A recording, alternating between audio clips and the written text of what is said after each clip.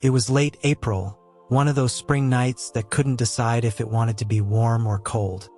At 9:30 on a Friday, the long shot was only half full, scattered tables occupied by a few quiet patrons. The bar was small, barely 500 square feet, with a tiny, palm-sized stage tucked into one corner. A young man in a black t-shirt sat on a high stool singing. His long legs were braced against the floor, the fingers holding the microphone slender and pale. He sang with a casual, almost lazy posture, an air of indifference clinging to him. The women at the tables below were all there for him, and not just for his voice. As Jason, the owner, often said, with a face and build like that, Liam could just sit up there and meow and people would still pay to see it. Tonight, however, Liam's performance was undeniably more emotional than usual. A thread of melancholy was woven into his clear voice, and a few of the girls in the audience looked close to tears. He sang of goodbyes said too soon, of the scars life leaves behind, of finally hearing that one song you'd always avoided, the one that finally lets you break down and cry. Liam was oblivious to the audience's reaction, just as he was to Jason's internal calculations. Half of his soul was lost in the song. The other half was replaying his last moments with Chloe Shea. Chloe was his current girlfriend, or rather, his now former girlfriend. She was the kind of woman people described as being born with a silver spoon in her mouth. They had met in the lobby of the building where Liam worked.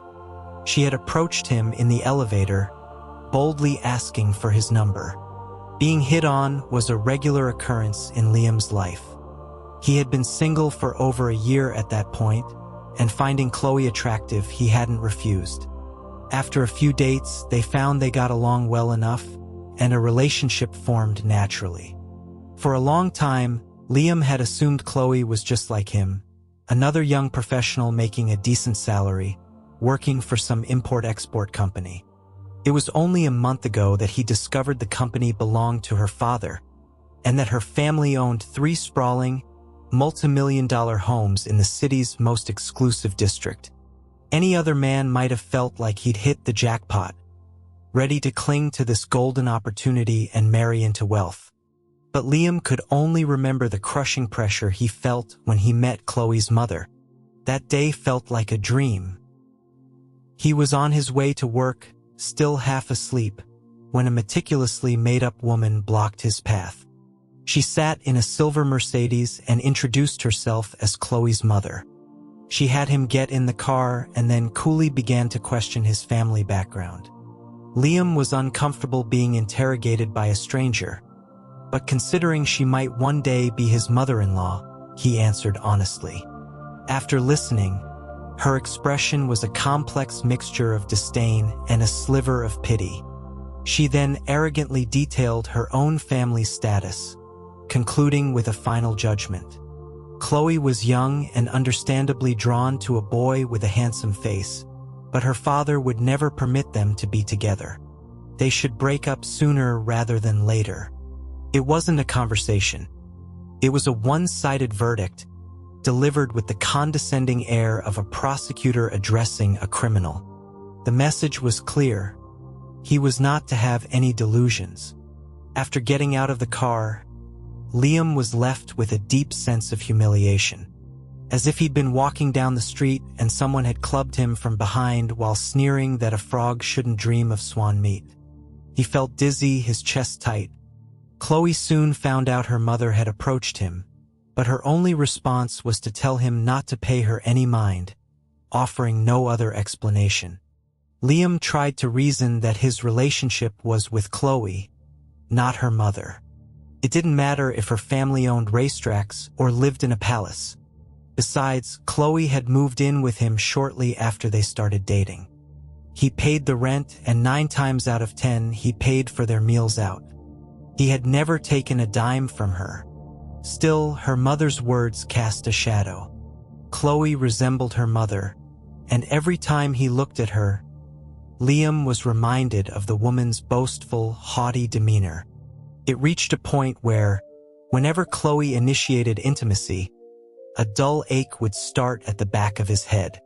An error message would pop up in his mind: "This is swan meat. I am not worthy." With no option but to close the window, he would pull away and things would end there. Chloe noticed his withdrawal. After he rejected her for the third or fourth time, she finally confronted him, asking what his problem was. Liam took the opportunity to ask her if she had ever thought about marrying him. Chloe looked at him as if he were an idiot. After a long pause, she finally said that she was happy with him and knew he wasn't after her family's money, but she had no intention of ever getting married. Liam was stunned. He had only asked for a sign of commitment. If she was willing to stand with him, to respect him, he would have fought to endure the pressure from her family. They could sign a prenup. He would never touch her family's fortune. He never expected such a response. She added that she thought he was the same kind of person as her.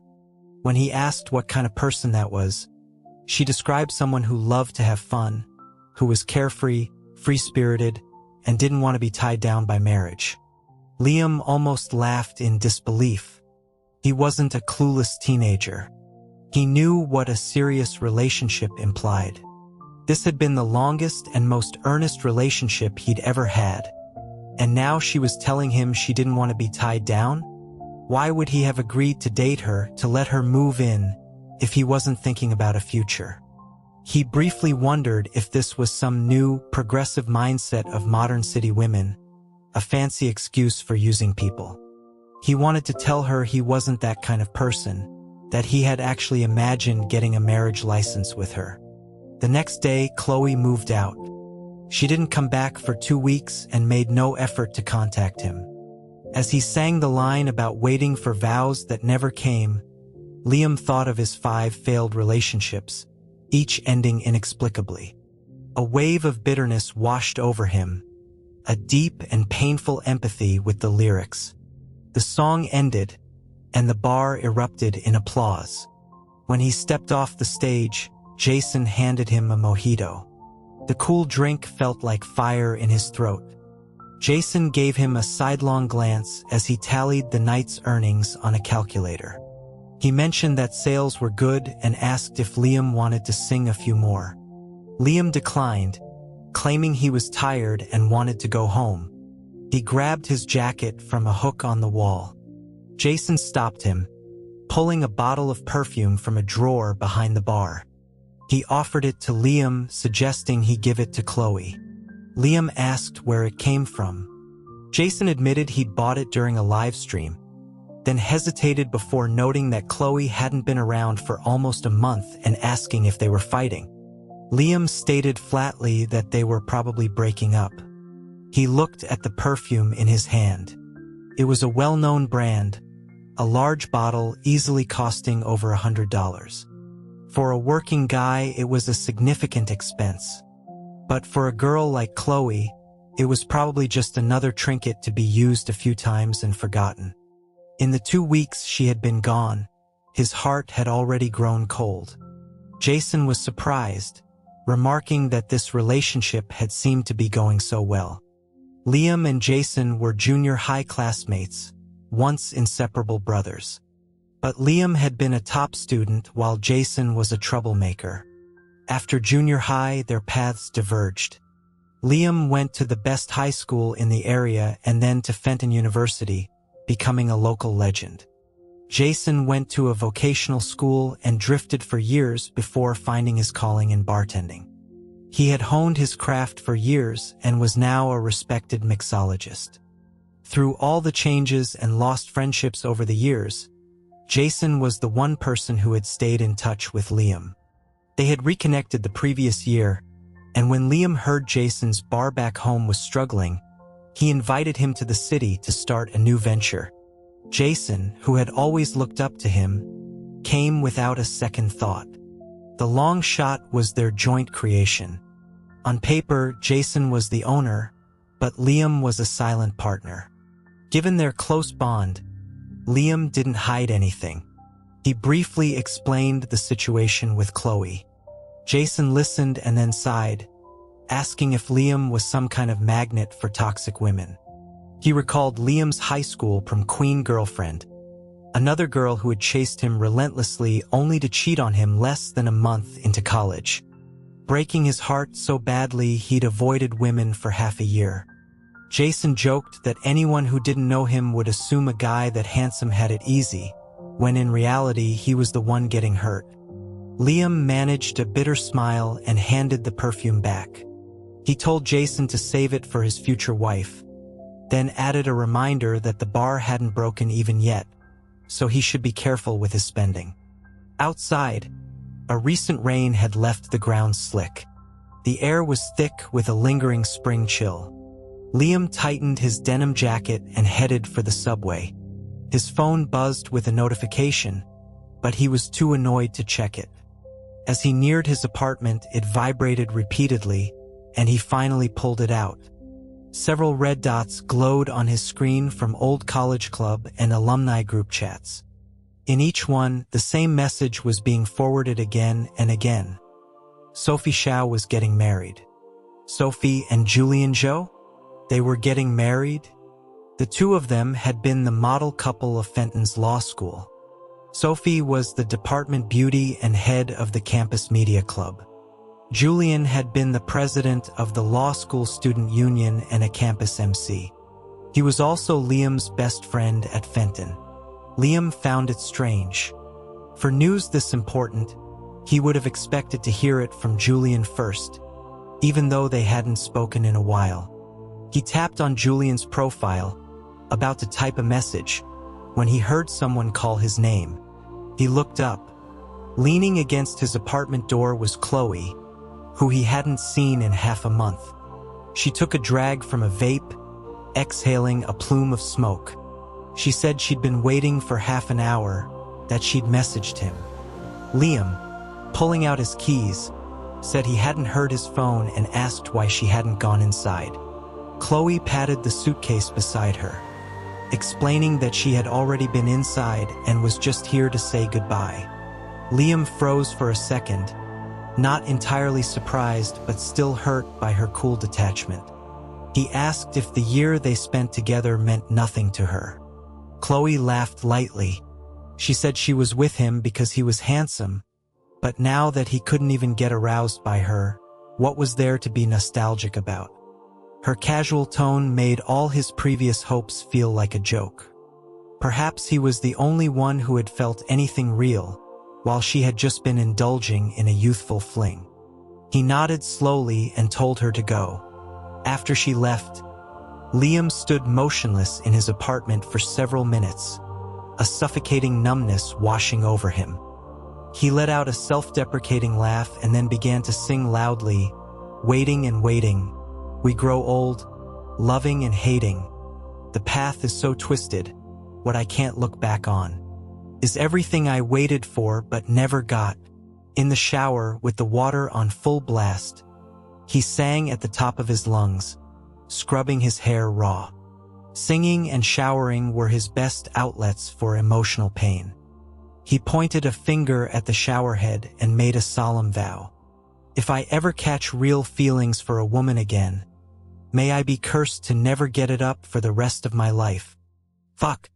After making the toxic oath, the tightness in his chest seemed to loosen, only to be replaced by a sharp, twisting pain in his abdomen. It was so intense he nearly collapsed. Hot water poured over him, but it couldn't stop the cold sweat beating on his forehead. He knew something was seriously wrong. Forgetting to dry off, he stumbled out of the shower, naked and hunched over, and grabbed his phone to send a voice message to Jason. "Jason, I think I'm dying. Help, my stomach hurts so bad.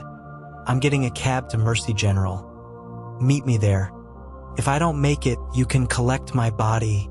In just a few minutes, he was weak and frail, his voice a hoarse whisper. But after sending the message, he looked at his screen and cursed. He had been about to message Julian about the wedding, and his chat window was still at the top. Julian and Jason's profile pictures were similar colors. In his panic, Liam hadn't looked closely. He had sent the desperate plea to Julian. When Sophie's call came, Julian was drafting a legal opinion for a non-litigation project. She asked if he had seen the messages in the group chat. He replied that he hadn't, that he was still at the firm working late. After hours hunched over his desk, his neck felt stiff, and he stood up to stretch while on the phone. Sophie complained that he was a workaholic, but her tone was affectionate, the familiar ribbing of a close friend. Then she announced that she had posted about her wedding on her social media today. Julian's hand, holding his insulated mug, froze. He had known Sophie was planning to get married, and he even knew the groom was Ethan Sue, the most infamous student from their year at Kingswood Academy. Kingswood was the most prestigious high school in their hometown, a place filled with the children of the elite and academic prodigies. Its graduates were prominent figures at top universities, like Julian at Fenton. The story of Sophie and Ethan was a well-known contemporary Romeo and Juliet tale from their high school years. Ethan's father, a wealthy businessman, had been implicated years ago in a high-profile bribery case. While the corrupt official had taken millions, Ethan's father's involvement was minor. But he was caught in the crackdown. Coincidentally, Sophie's father was a prosecutor in the district attorney's office at the time and one of the lead prosecutors on the case. He had argued for a harsh sentence for Ethan's father to make an example of him. Subsequently, Ethan's father was heavily fined and sentenced to prison. Before this upheaval, Ethan had been a good student, handsome, generous, and popular. He and Sophie were each other's first love. In the innocence of youth, they never considered family backgrounds. Holding hands while doing homework together was the peak of happiness. Their biggest worries were pimples and monthly exam rankings. After his father's imprisonment, Ethan spiraled. The news spread through the school, and his former generosity was now seen as a product of dirty money. Someone dug up the identity of Sophie's father, and students concocted wild, dramatic stories about a family feud stretching back generations. It was only then that Sophie's parents realized their daughter was dating the son of a convicted felon. They immediately intervened, meeting with school officials and forcing the two 16-year-olds to break up. Under immense pressure, Sophie stopped seeing Ethan, crying herself to sleep every night. Ethan, upon learning the truth, gave up completely, becoming a delinquent who fought and skipped class. At a school like Kingswood, academics and conduct were paramount. Ethan's grades plummeted, and his disciplinary record filled the dean's desk. By the end of his sophomore year, he was expelled. Ethan's mother sent him abroad to study. Sophie's parents, terrified of them reconnecting, became even stricter with her. Julian's mother and Sophie's father had been colleagues, and the families were close. Julian had sensed since junior high that their parents hoped he and Sophie would get together. After the incident with Ethan, Sophie's mother often called Julian, inviting him over, trying to orchestrate a new romance for her daughter. But love doesn't work that way, and the more their parents pushed, the more resistant they became. Over time, they became confidants, revolutionary comrades in arms. Julian, understanding Sophie's plight, would play along in front of their parents to win her some freedom. In truth, for students from their backgrounds, Fenton wasn't the top choice for law school. Julian had changed his college application at the last minute for personal reasons, and the next year Sophie followed him. In a way, they were both seeking breathing room. But to their parents, it looked like a perfect match, so their 4 years in college were their most liberating. Sophie reconnected with Ethan during her freshman year. Over the years, her love and intelligence won over the rebellious Ethan and resolved the conflict between them. 2 years ago, Ethan returned from abroad, took over his father's remaining business, and formally proposed to Sophie's family. When her parents found out their daughter had been secretly seeing him all along, they nearly fainted. Her father, convinced Ethan was only seeking revenge, did everything to stop them. But after 5 years of a secret long-distance relationship, Sophie's love was unshakable. She refused to listen to anyone, determined to be with Ethan.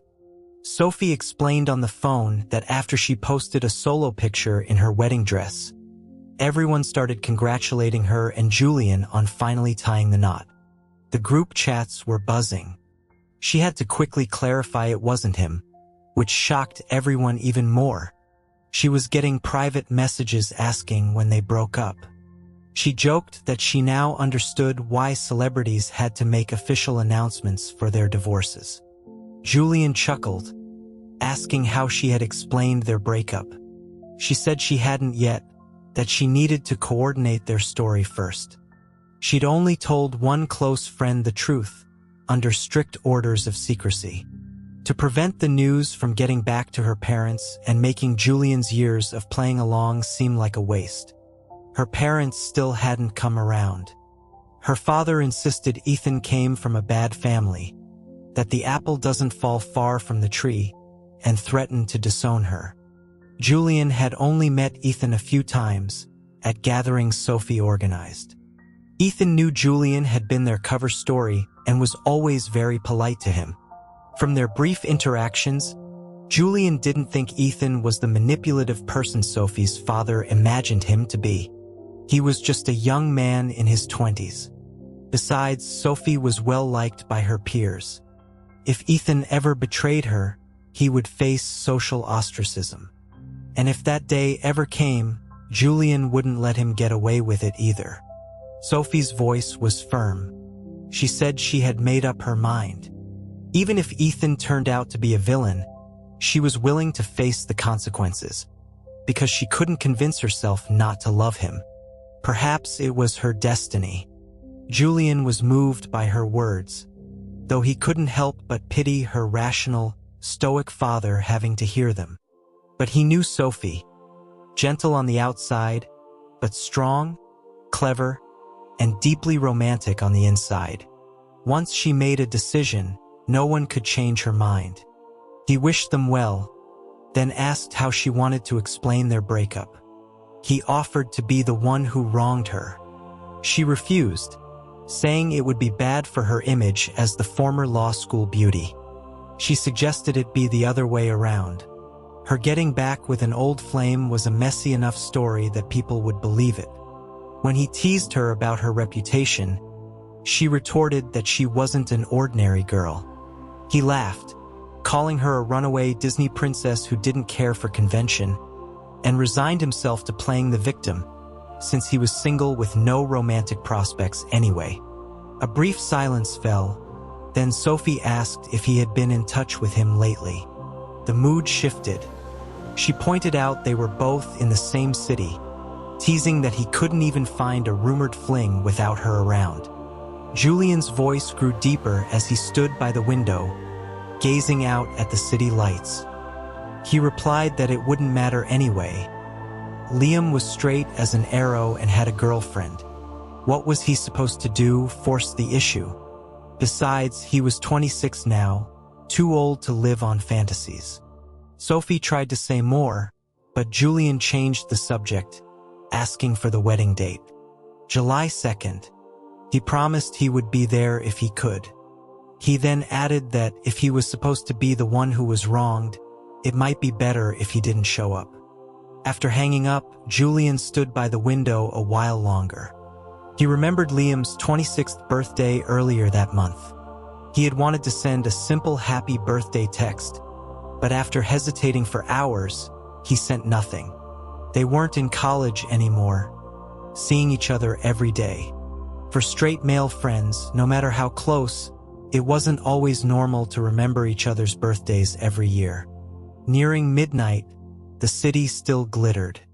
It was a welcoming place, accepting all who came to find their way. But it was also a cold one. Among the millions of lights, not one of them was for him. Lost in thought, his phone buzzed again. He opened it to check on the fallout from Sophie's announcement. His contact list was a sea of red dots, but his eyes immediately locked onto the most familiar profile picture. He clicked on it. A message had been retracted. He checked the time. An hour and 11 minutes ago, not long after Sophie had posted her wedding photo. What was it that Liam had been afraid to ask? A long dormant feeling stirred in Julian's heart. He took a deep breath, trying to calm himself and return to his work, when two new messages from Sophie came through. The first was a reflection on a song she loved from her graduation year, about once being a simple youth, unafraid to give your entire life for love, believing in eternity and strangers, believing you could become the person you most wanted to be. The second message was more direct. Julian, I know you said you're done with fantasies, but I still want to encourage you to take that step. There's a legal concept, the expectation of possibility. You know your jurisprudence. You should understand what I mean.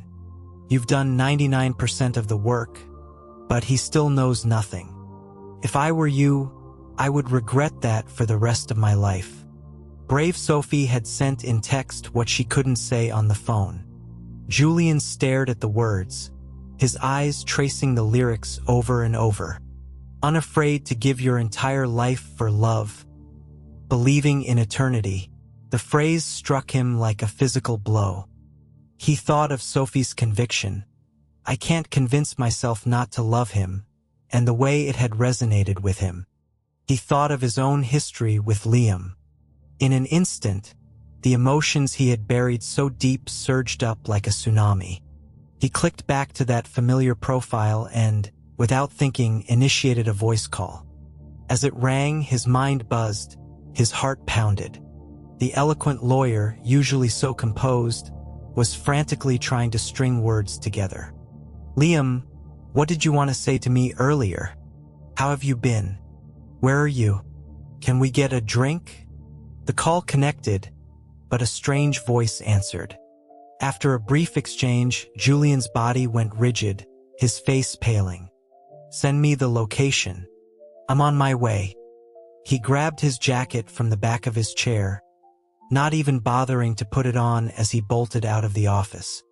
After realizing he'd sent the voice message to Julian, Liam had retracted it instantly. Relying on himself was better. Shivering, he pulled on some clothes and called a ride-share to the hospital. Once in the car, he had the presence of mind to message Jason again. His panic subsided into a calmer statement that he was having sudden stomach cramps and was heading to the ER. Jason replied quickly, asking how he was and if he should close the bar and come over immediately. Liam, feeling the initial wave of agony recede into a manageable pain, told him to finish up at the bar first. The ER at Mercy General at 11 p.m. was as crowded as the stock market floor at opening bell. Liam, who hadn't been to a hospital for illness in years, was stunned by the chaos. He had no choice but to follow the process. Triage, registration, payment, and then the long wait. By the time Jason arrived, Liam was a wreck, drained by the pain. Jason found him and asked if he'd been seen yet. Liam opened his eyes, barely able to speak. He was wearing a thin hoodie and had thrown on sneakers without socks in his haste, his bare ankles exposed. Huddled against the cold, he mumbled that he'd just had his blood drawn and was waiting for the results. Jason, seeing the crowd, grew angry, exclaiming that Liam had been there for an hour. Liam just weakly told him that's how it was in a big city. Jason cursed under his breath. A girl looking for a seat approached them timidly. Liam nudged Jason with his elbow, telling him to get up and give her the seat. The girl, intimidated by Jason's fierce expression but drawn by Liam's handsome, manga-like features, blushed as she sat down. Jason stood with his arms crossed, muttering that even now, Liam was trying to pick up girls. Liam didn't have the strength to argue. Just then, Another spasm of pain shot through his stomach, so intense it made his vision swim. He started shaking uncontrollably, breaking out in a cold sweat. Jason, terrified by Liam's sudden pallor, panicked. The girl who had taken his seat quickly got up and called for a doctor, yelling that the patient was crashing. A nurse rushed over, checked Liam's vitals, and immediately called for a gurney. Jason helped lift Liam onto it, and they pushed him toward the emergency room. In his 26 years, Liam had never felt so close to death. In a moment of fear, his mind cleared with the urgent need to say something. Anything. He fumbled for Jason's wrist, gasping for air. "Jason, if I don't make it, the bar, it's all yours. I have about 20 grand in my account. Give it to my aunt and grandma. If my mom ever comes back, tell her I don't hate her." "I miss her." Jason's eyes were red with panic. "What the hell are you talking about? Shut up." Liam ignored him, continuing his last will. "Check my phone. There's a college friend, Julian Joe. He was really good to me. He's getting married soon. I promised him a big wedding gift." He gasped in pain. 880. He trailed off, his head lolling to the side as he lost consciousness. Vaguely, he felt a clip on his finger, heard beeping sounds, and felt hands pressing on his abdomen before everything went black. When he woke up, he was lying on a simple hospital bed, the sharp pain in his stomach having dulled to a bearable ache. He turned his head, expecting to see Jason, but instead found someone completely unexpected sitting by his bed. "Julian?" Liam's eyes widened. "What are you doing here?" Julian's brow was furrowed. He just stared at Liam, his eyes filled with a complex emotion. The intensity of his gaze made Liam nervous. As he scrambled for something to say, Julian stood up abruptly. "I'll go get the doctor." Seconds after Julian left, Jason returned with a cup of instant noodles and some coffee and buns from a convenience store. Seeing Liam awake, he exclaimed with relief. Liam, recalling his pre-blackout confession, angrily demanded why Jason had brought Julian here instead of just giving him the wedding money. Jason, bewildered, insisted he hadn't called him. Julian had shown up on his own. He explained that Liam's phone had rung just after he was taken into the ER. Jason had answered, and when Julian asked who he was, he had explained the situation. Julian had then said he was coming over. Liam groaned, asking why he had to tell him he was in the ER. Jason shot back, "What was I supposed to say, that you were in the morgue?" The tension was broken when Julian returned with a young, handsome doctor in a white coat. The doctor reviewed Liam's chart and asked if he was still in pain. Liam replied that it was much better, but his stomach still felt unsettled. He asked what was wrong with him. The doctor gave him a grim smile. Acute gastroenteritis and level 2 hypoglycemia. He tapped the blood test results. A normal person's fasting blood sugar is at least 70. Yours was 49 when you passed out. You've got some nerve complaining about your stomach. How long has it been since you ate a proper meal? Liam was speechless. He had been feeling unwell lately and, thinking it was indigestion, had been eating very little. The day before, he'd been so busy at work he'd only had a hard-boiled egg. After his set at the bar, he'd had the mojito, and that was it. The doctor lectured him about not taking his youth for granted and prescribed some anti-inflammatory and digestive medication. As he was leaving, he turned back with a teasing look. "You're a good-looking guy, but do you normally not wear underwear? You scared the hell out of the young nurse who had to give you a shot in the butt." He added that it was unhygienic and could lead to infections. Liam stared, dumbfounded. He glanced at his two best friends, who were now looking at him with a mixture of amusement and discovery, as if they'd just learned he had a strange fetish. No, Liam protested, his face burning. I was in the shower when my stomach started hurting. I was in a rush and couldn't find any, so I just pulled on some loose sweatpants. All right, Julian said, covering a smile with his fist. Save your energy. Get some rest. Jason, stifling a laugh, sat back down and started eating his noodles. The sound made Liam's own stomach rumble. I haven't eaten all day, and you're eating that in front of me? Are you even human? He grumbled. Jason offered him the last of the spicy broth, knowing full well the doctor had ordered a bland diet. Julian, seeing Liam glaring daggers at Jason, picked up a plain bun, tore off a small piece, and put it to Liam's lips. Liam instinctively opened his mouth and ate it. He chewed for a moment, then frowned. This doesn't taste very good. Julian's expression was unreadable. Behave. Do you want to get better or not? Liam fell silent. Julian fed him another small piece, then asked, What message did you send me? Why did you retract it? Liam admitted sheepishly that it was a mistake, that he'd been trying to get help for his stomach pain and had meant to message Jason. Julian raised an eyebrow. What's wrong with sending it to me? Liam looked down, avoiding his gaze. You're busy. I ran into Wyatt last month. He said you started a law firm with your high school senior. I didn't want to bother you. Julian was silent for a few seconds. When did we become so distant? Liam looked up quickly, a flicker of panic in his eyes, afraid he had angered him. For a moment, their gazes met, and an unspoken current passed between them before they both looked away. The truth was, Liam had been afraid to bother Julian. Their friendship in college was different from his bond with Jason. He and Jason had a shared history of mischief and brotherhood that transcended their different life paths. He could call on Jason for anything without a second thought. But Julian was different. Fenton University had been a turning point for Liam, exposing him to a world and people far removed from his past.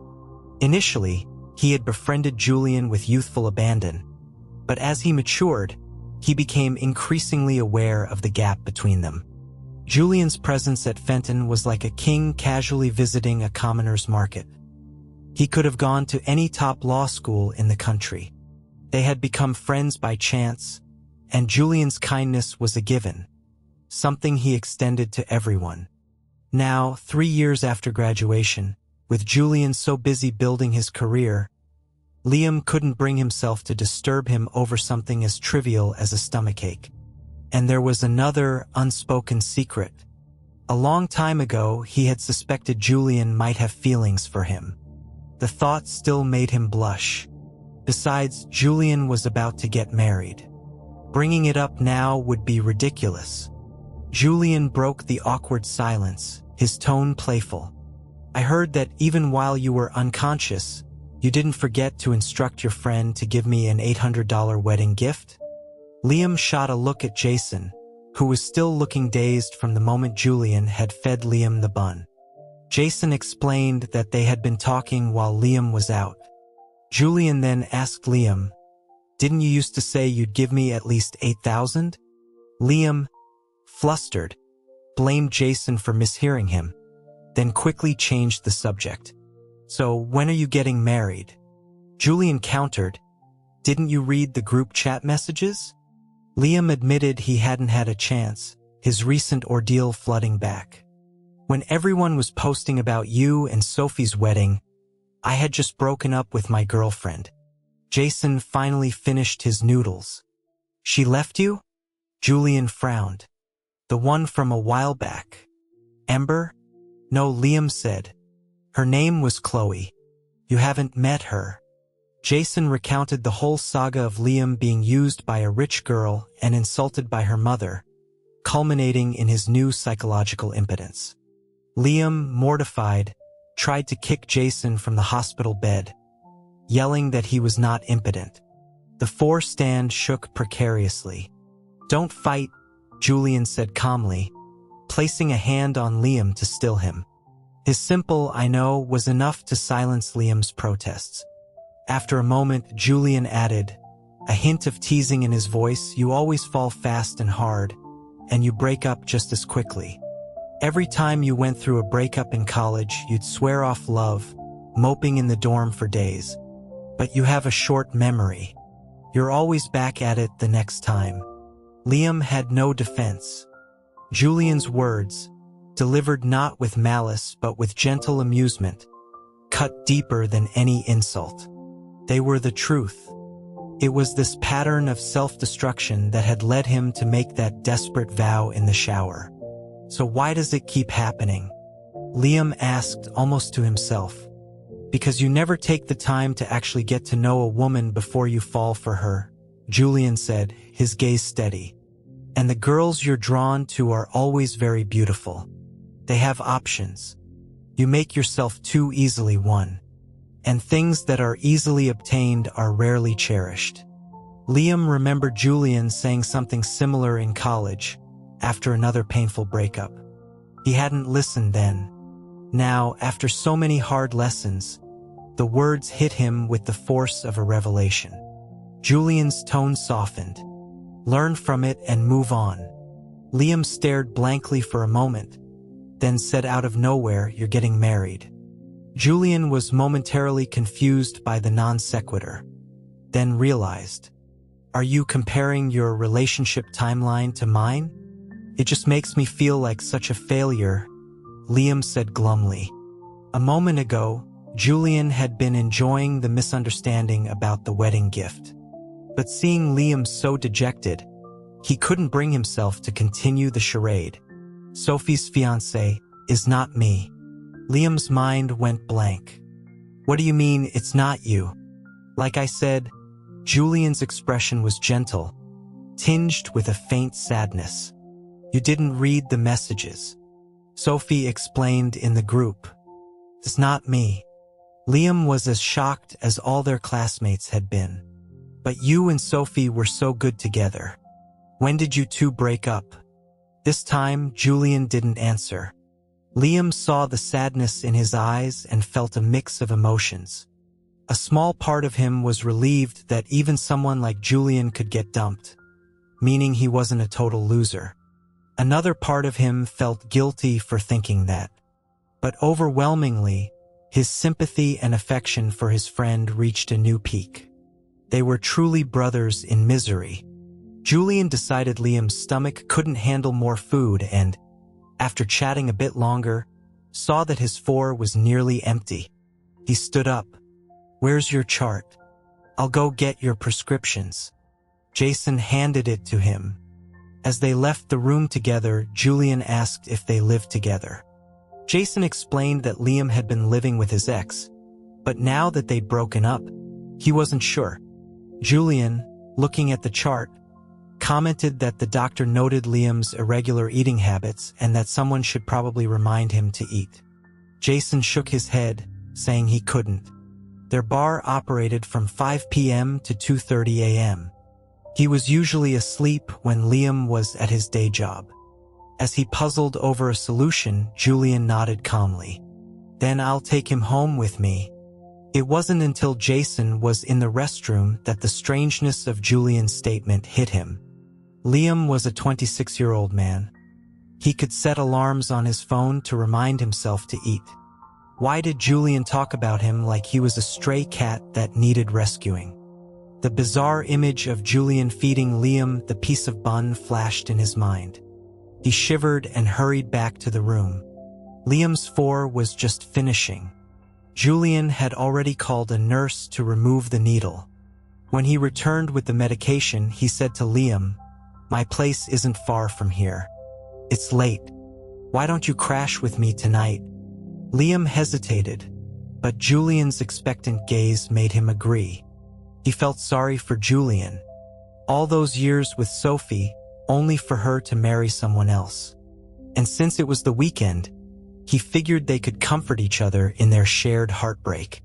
Outside the hospital, Julian offered Jason a ride, but Jason waved his hands frantically, suddenly feeling like a third wheel. He spotted a taxi and ran off. On the way, Liam asked if Julian still lived on Century Road. Julian said no, he'd moved near Hillside Park. Liam calculated that was still a fair distance, but for someone with a car, it wasn't too bad. Julian drove a Volvo. At 4 in the morning, the city highways were empty, and they reached his neighborhood in about 10 minutes. Liam was surprised when Julian pulled into the underground garage of a luxury plaza. Julian explained he just parked there, then led Liam out a back exit, through a narrow alley, and into an older, slightly worn-down residential complex. The damp asphalt gleamed under the streetlights. It was not what Liam had imagined for Julian. Too weak to pay much attention, he followed Julian into a building and up to a second-floor apartment. Inside, the air smelled of jasmine. When Julian turned on the lights, Liam saw a space that was clean, minimalist, and tastefully renovated, a stark contrast to the building's exterior. It was a small one-bedroom, but well-appointed. It felt like Julian's space, organized with stacks of books and files on the coffee table that somehow looked artistic rather than messy. He asked about the rent. Julian, handing him a glass of hot water, said he didn't know. He hadn't rented it, he'd bought it. Liam nearly choked on his water. Bought it? For over $200,000, Julian added, as casually as if he were saying 200. Liam was incredulous. Julian explained he'd managed to get his residency through his old firm, and with housing prices looking reasonable at the time, he'd borrowed money from a friend for a down payment. He'd already paid back the loan and was now just managing the mortgage. The casual way he spoke of these massive life achievements left Liam feeling dizzy. He asked if Julian ever planned to move back to their hometown. Julian seemed reluctant to discuss it, saying they would see what the future held, before disappearing into the bedroom. Left alone, Liam's mind spun a tragic drama of Julian borrowing money to buy a house for Sophie, only to be abandoned by her. Julian reappeared, holding out a pair of men's underwear. Seeing Liam's hesitation, he asked with a half-smile, "What, were you planning to sleep naked in my bed?" He added that they were new. "We're sleeping in the same bed?" Liam asked, peering into the bedroom. Julian's voice came from the bathroom, muffled by the sound of running water. "You used to cram into my dorm bed all the time, and that was barely 3 feet wide. This one's a king." It was true, but it had been a long time. When Liam came out of the bathroom, Julian had already made the bed and laid out a set of pajamas for him. The same style as his own, but a different color. As Liam climbed into bed, he smelled the jasmine again, stronger this time, mixed with the clean scent of soap. It was a familiar smell, one that reminded him of the jasmine tree in his grandmother's yard, of his aunt. He laid stiffly on his back, staring at the ceiling. "Julian, I really get you," he began, his voice soft and serious. "Look, I just got dumped too. It's tough at first. You feel like there's no point to anything. But you can't give up on yourself. You'll get through it. And you keep everything bottled up. You have to let it out." He even started singing a sad song he thought was appropriate. When he finished, he nudged Julian, only to have his wrist seized in a firm grip. For a second, they were frozen. Then Julian pushed his hand back, pulled the covers up over him, and whispered, "I've never seen someone so energetic right out of the hospital. It's almost dawn. Sleep." He reached over and switched off the bedside lamp. Just before the room went dark, Liam saw that Julian wasn't sad at all. He was smiling. The faint scent of jasmine helped Liam relax, and he quickly fell asleep. He dreamed of his childhood, of his aunt climbing a stool to pick jasmine flowers. He woke up disoriented, the morning sun streaming through the window. It was almost 11. Julian was already dressed and working on his laptop in the living room. "You're awake?" he said, closing the laptop. Time for your medicine. He went to the kitchen. Liam saw a glass of warm water and his pills already set out on the coffee table. Julian had made congee and bought steamed buns and other side dishes. They ate at a small, foldable table, sitting so close their knees almost touched. They talked about Julian's new law firm, which he'd started with a brilliant senior from high school. When Liam asked why the firm's name didn't include Julian's, Julian gave him a look and said he had no interest in forming a power couple with his partner. The conversation turned back to Liam. Julian's tone became serious, like a dean questioning a problem student. What's this about you and your friend opening a bar? Wasn't clubbing enough for you? Liam explained it wasn't like that. He had started singing in bars to make extra money, then realized it could be a viable business. He named the bar The Expectation of Possibility. Julian fell silent at the name, a flicker of something unreadable in his eyes. Liam proudly detailed their business plan, but Julian cut him off. I thought you wanted to be a lawyer. Liam was taken aback. He had dreamed of it once in college, but reality had set in. The grueling bar exam, which he'd failed by 2 points, the death of his grandfather, which made him the sole provider for his family, the stable income from his corporate legal job, all of it had chipped away at that dream. He told Julian that right now, his priority was financial stability, to one day be able to buy a place of his own in the city, like Julian had. Julian listened, his brow furrowed, then resumed his lecture about Liam's health, about how he was running himself into the ground. Liam, though, felt a warmth spread through him. Despite the years and the distance, Julian still cared. He teased Julian for worrying about him when his own fiancée was about to marry someone else. After eating, Liam said he should go, not wanting to disturb Julian's work. As he stood up, he saw a flash of disappointment, of something close to loneliness, in Julian's eyes. It was the look of someone who didn't want him to leave. Realizing Julian must be feeling isolated after the breakup, Liam impulsively asked, "Can I come over whenever I want?" The subway ride from Hillside Park to Liam's apartment was less than 30 minutes. He was surprised to find how close they lived. He planned to go home, change, and maybe return the sweatpants he was wearing. As he was thinking about when he might see Julian next, a message came through. "You left your medicine here." Liam cursed. He'd forgotten the whole bag. He was about to turn back when another message arrived. "I'm heading to the office. The key is under the doormat. Let yourself in." Liam did as he was told, but as he picked up the key from under the mat, he froze. Attached to it was a tiny, silver-plated badminton racket and a shuttlecock, a keychain. It was the prize he had won in a tournament his freshman year of college. He had been so proud of it, constantly twirling it around his finger. Julian had admired it, so Liam had given him the racket charm. Later, he'd attached the shuttlecock to the spare key for Julian's dorm room. He'd returned the key, shuttlecock and all, when they graduated, never expecting to see it again. Yet here it was, worn with time but unmistakable, on Julian's house key. Just then, his phone rang. It was Julian. "Did you get in?" Liam confirmed he had and asked if he should leave the key under the mat again. There was a pause. "I have another set," Julian said. "You keep that one. The blue fob is for the main door. Come over whenever you want." Liam was stunned.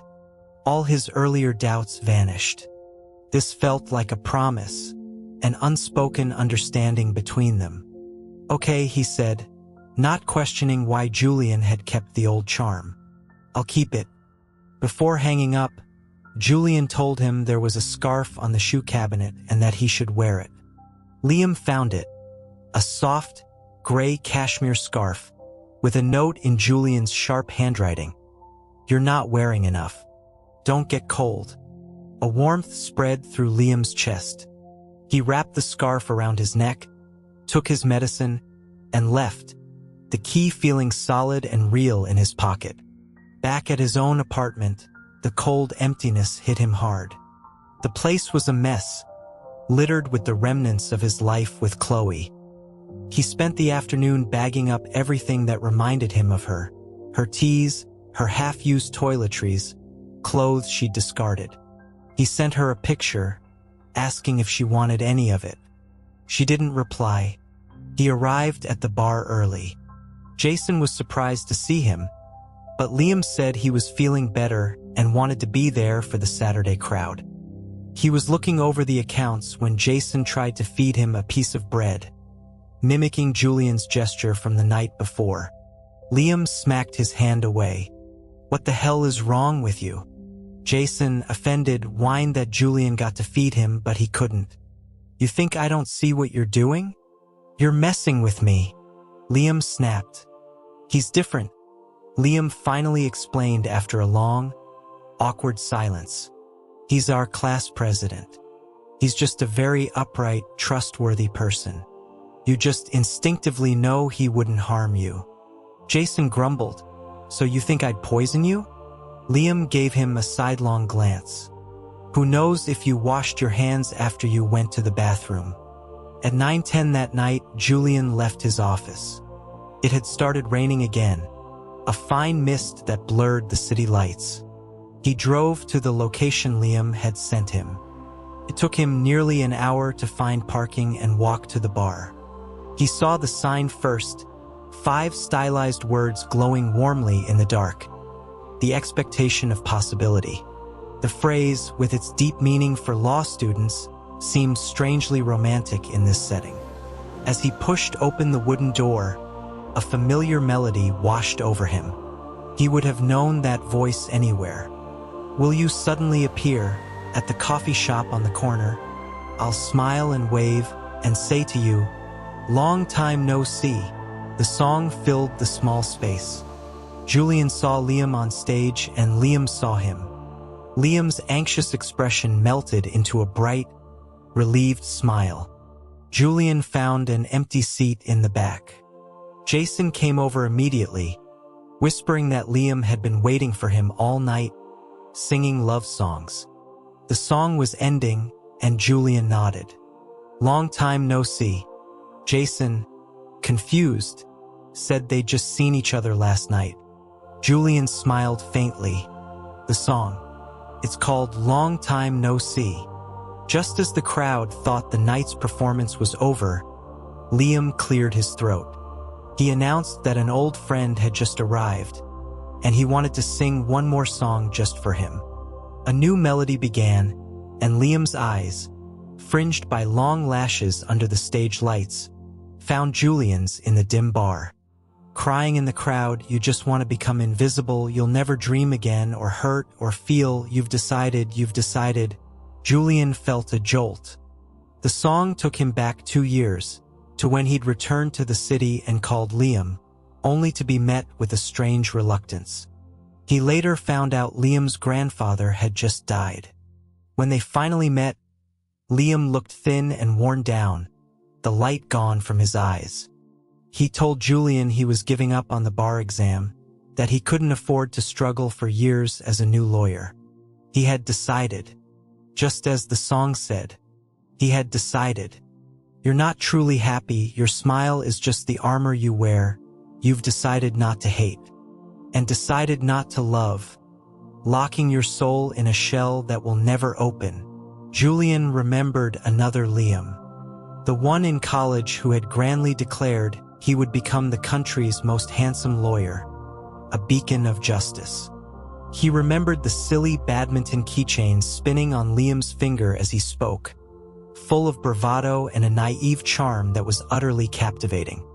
He had wanted to protect that version of Liam, the one who shone so brightly. Not this one, tucked away in a corner of a bar, singing sad songs, so far from the dreams he once declared so boldly. The song washed over him, every word a perfect reflection of the pain he knew Liam had been hiding. And as Liam sang, His eyes never left Julian's, a silent conversation passing between them across the crowded room.